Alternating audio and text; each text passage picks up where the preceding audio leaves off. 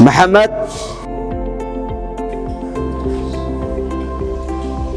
بسم الله الرحمن الرحيم الله يا مهده waxaan isbitaalka dalmar keenay wiilkan yar maxamed ismaaciil oo aniga wiilkayga waxaan fahmi weynay dhigihiisa dhakhtarka waxaan u keenay 30ka bisha toddobaad ee sanadkan wuxuuna bilamiyay 12ka bishan oo qalabkii dhigihi oo isbitaalka keenay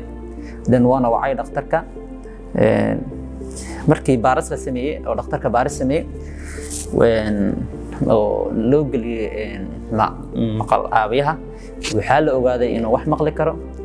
oo wali oo jaanis leeyahay la tacaali karo tireen badan la sii karo hadda wuxuu jiraa 4 sano ilaa 4 sano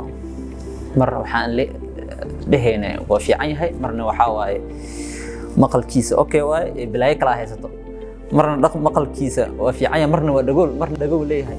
waxyaabaha lagu wareeray kamid tahay marka hadda waxaan ogaan inuu wali jaanis uu leeyahay dhakhtarkan inuu noo sheegay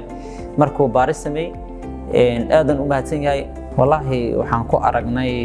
markuu soo gaaray 1 sano iyo bar markaasaan ogaanay inaan dhigihiisa wax ka jiraan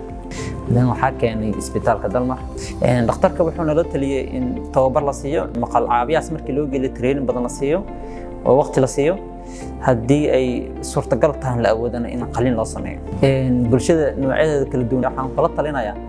in ilmaha intay jaanis leeyihiin ay la xiriiraan dhaqaatiirta ku shaqada leh